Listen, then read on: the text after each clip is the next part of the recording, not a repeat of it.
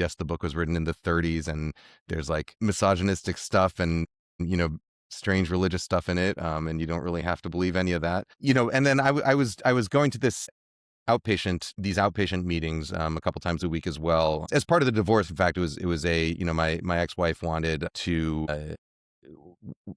well, she wanted to know, like, okay, like, how are you going to, how am I going to know that you're going to maintain sobriety? Like, and to be clear, like, there was never, I've never, the kids have never been at risk. That's like, that's never really been an issue. But, you know, so I said, well, I can go to this outpatient thing and, you know, and then they do like random testing and blah, blah, blah. And, you know, so you'll have some kind of at least guarantee for the period of that program. And it turned out to be a great program, really supportive and thoughtful people.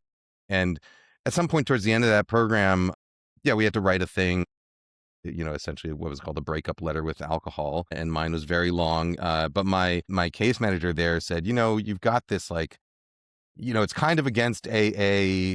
Some people will say that, like, AA, like the anonymity part comes from like not exposing other people in it. Some people say like your own personal anonymity in the group is also essential. There's mixed feelings in that, but he's like, you know, I'm not sure it's like 100% kosher with AA, but like you've got this big platform and it might help a lot of people to hear this, you know, and it's up to you. But if you want to read this, like, you know, you got my blessing and I think it's a good idea. So yeah, so I did. And it's been great, you know, because yeah, I've gotten many messages from people who've said, you know, they were having their own struggles and they, you know, hearing someone speak about it has helped them and has sort of gotten them on a better path. So no, I mean, I feel great about that. And I think that's, I'm glad I did it. Uh,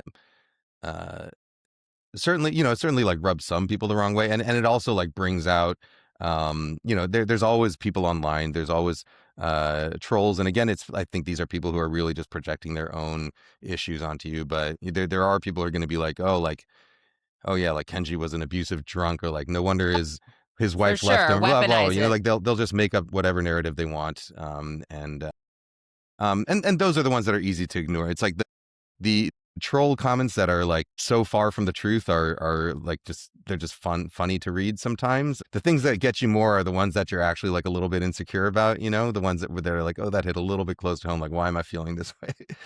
um and those are the ones that you take to therapy instead of responding to.